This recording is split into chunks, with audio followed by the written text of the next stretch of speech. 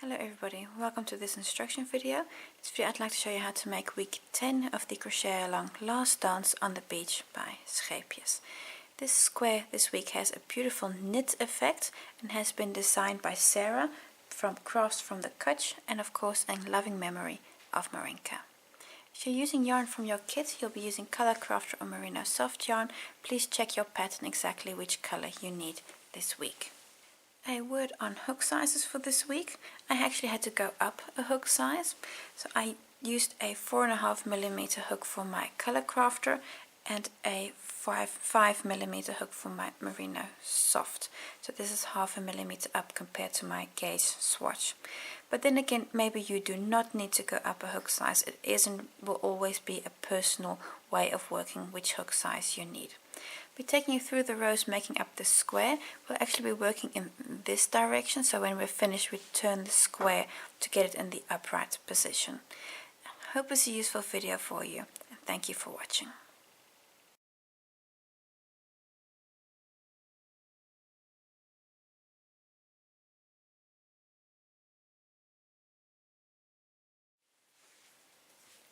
With a slip knot on my hook, we're going to chain 30.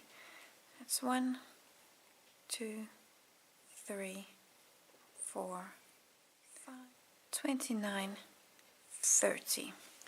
Going to go back in the third chain from your hook and work a half treble in there and every stitch following.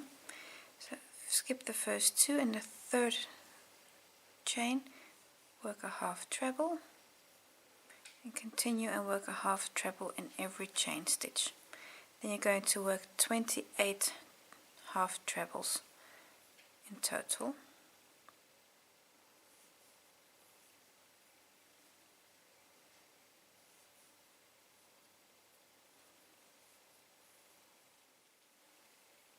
And a few more to go. 2 more half trebles and then we're here at the beginning of the row again. Like so. And then you've worked 28 half trebles. Now we're ready to start the pattern. So before we actually start crocheting the pattern for this week, I'd just like to show you a little bit about stitch anatomy. Looking at the stitches that you've made, look at it from this side. If you look at the top of the stitch, you see of course this little V. And when you work into a stitch, you work in it like that. Now, this of course you know. What you've maybe not heard of before is the so-called front loop, or a third loop it's sometimes also called. And if you look at in front of your stitch, so this is the stitch, if you look in front of it, you see a little loop here. And this is the loop that we're going to be working in. And this is a front loop in this pattern. And you also have a back loop. So if this was the back loop of your stitch, you have a loop here to the back of that, and that's this loop here. And these two loops we're going to be working in. Some patterns refer to this loop as the third loop, and this loop arises from your yarn over. The moment you yarn over for your half treble, you're actually making this little loop here, so that's where it comes from. So we're going to be working in the front third loop, or front loop, when you're going one direction, and when we're going in the other direction, we're going to be working in the back loop. That's going to be this one here. So we're not working into the actual stitch, this pattern. So only to the front or to the back. But I'll show you exactly which loops it are as we come across them. But now you have a rough idea of which loops we're talking about for this week. For row 2, go to chain 2, turn your work. And now we're going to work a series of half trebles in this front loop. And that's going to be this loop here. So if you have your stitch, you see there's the stitch and the loop that's to the front of that. So we're going to work a half treble in each of these. Now this chain 2 does not count as a stitch, so this half treble here is the first one. It's easiest if you take it from bottom to top into that loop. And then just complete your half treble. and then in the loop immediately next to it, you're going to continue and work 28 half trebles like this. Every time in that front loop, that third loop that's in front of your stitch. So if you see, here's your stitch, so that loop that's to the front. And I have my work also now actually slightly turned to make it easier for me to get into that loop. And what's very important for this pattern is that you don't accidentally forget your very last stitch, number 28. I've done a lot of counting this week to always make sure that I have 28 stitches, because that last one can be really sneaky and you can just not see it, and then before you know it, you actually have 27 stitches, and the next round you have 26 stitches, and you have 25 stitches, and before you know it, you're working a triangle instead of a square. So always keep on checking that you have 28 stitches. Like I said, I've done a lot of counting this week. So continue until to the end of the row, and I'll show you the end and how to turn.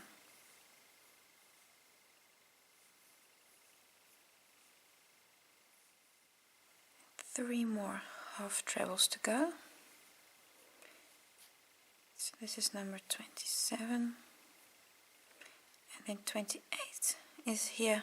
You have a stitch, so there's still one before this, and this first one is actually not so bad the first time you do row 2, but when you repeat row 2, this stitch here can be very sneaky and very hard to see. So count your stitches if you're ever in doubt. So I've now done 28 half trebles in the front loop.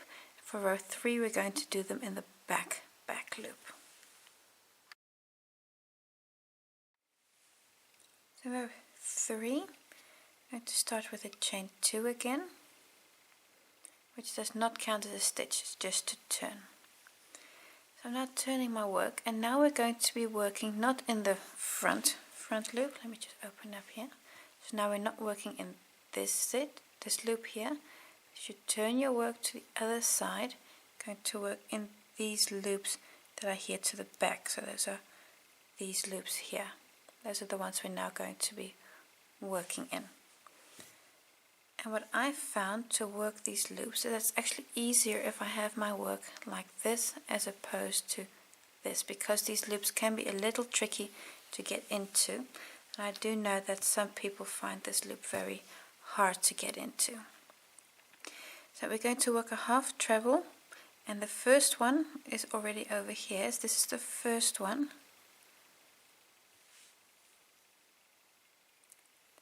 The back loop. Your second, and what I found is that row 3 just takes me more time than row 2, and that's just because this loop is maybe just a little less natural to work in than the front loop. So this back loop here, so I've got my work now turned like this because I found that easier. But if you want, you can of course still keep your work like this and then work in it, but this is just what I found easier for me. So you see here, here's your stitch, that's the stitch, and then that loop that to the back of this. So you have now the wrong side of your work facing.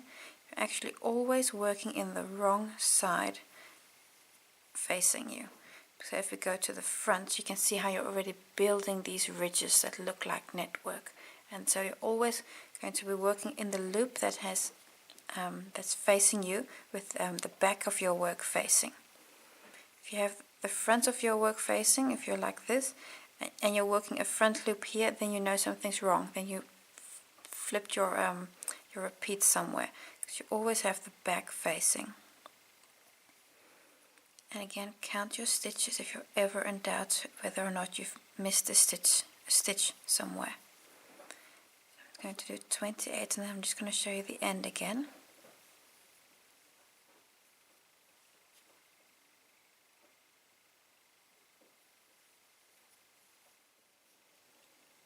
A few more stitches to go.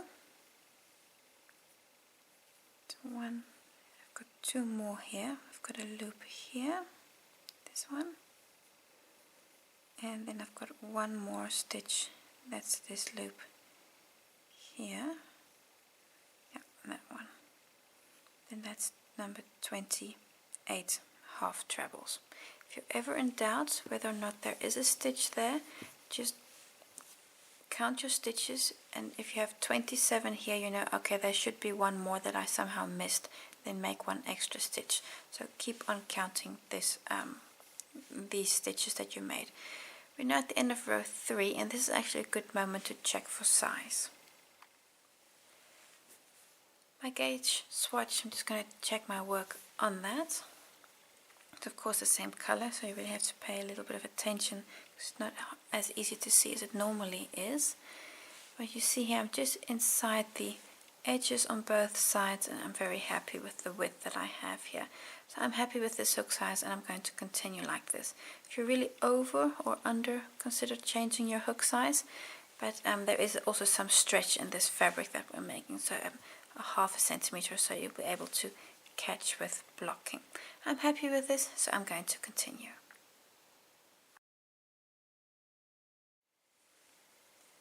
So what you've just done, rows 2 and 3, you're basically going to repeat these until you have 21 rows. I am, however, going to show you row 2 and 3 again, especially because of the ends that you don't skip stitches. I want to show you what to look for.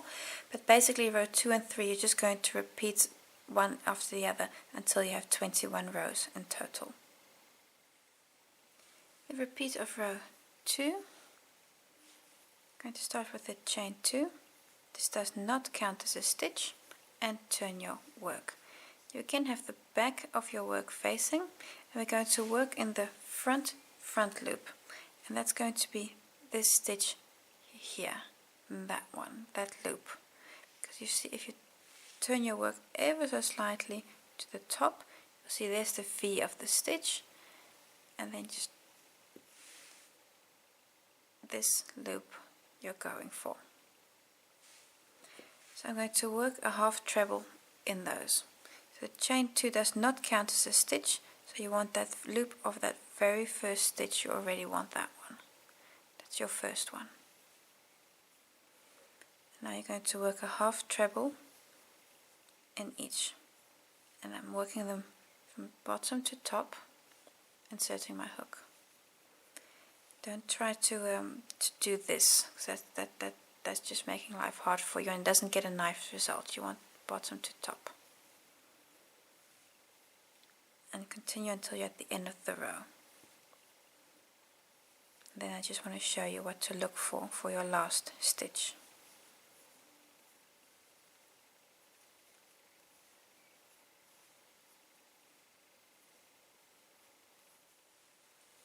Almost to the end of the row, and I've done 25 half trebles. And if you look at your stitches, you'll think, I'll forgive you for thinking that you only have 2 more loops left, this one and that one, but then you only work 27 stitches. And what's a little tricky is that there's still a little loop here, and this one you also want.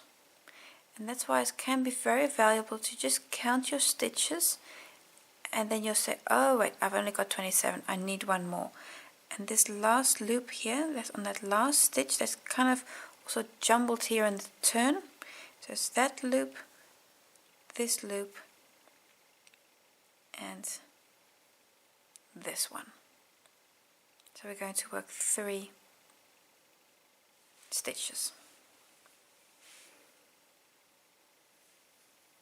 So this is number 26, 27, and then this last one here, that one there, we may just have to help a little bit, then that is number 28, like so. And that little loop I've forgotten myself quite a few times, and then you work a triangle and not a square, so be mindful of that little loop.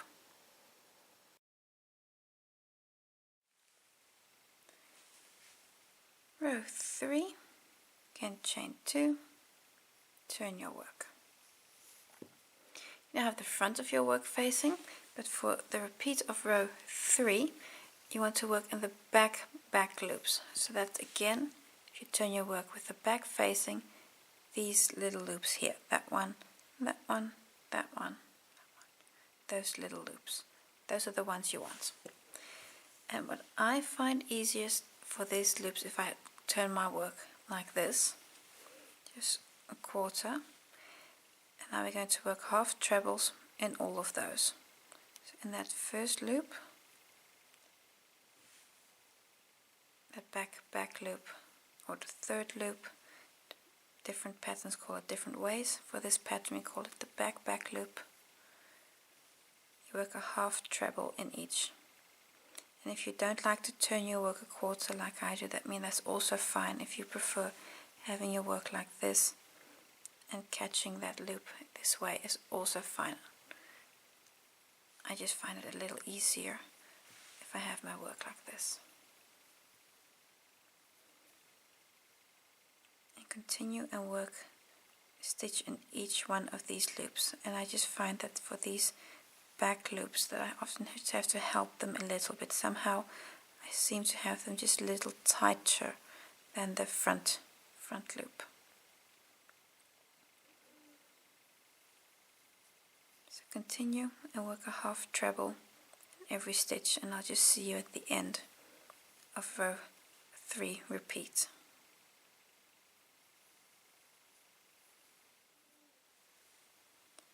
I have 3 more stitches to go.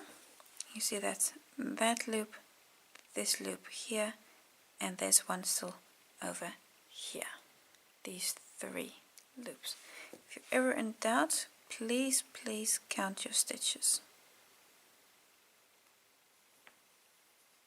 That's 1, then this is number 27, and again this last one. It's not quite as bad as for the row 2 repeat, but this one is also one that you could forget if you didn't pay close attention. Like so.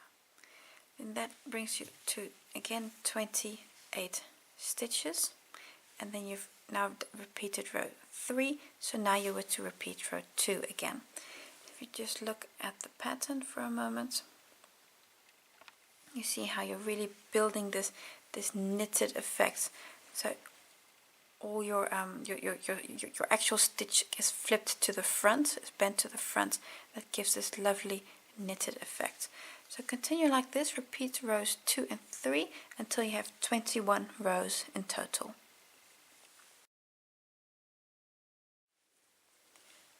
When you've done all your rows of stitches, and this has most probably taken you quite some time, especially those back loop stitches, we're going to make a border of again 26 double crochets and 3 in the corner, exactly the same as we've done before. To do it, chain 1, and remember you have 21 rows here and you need 26 stitches, so basically you can do 1 in every row, and then here and there you do an extra one.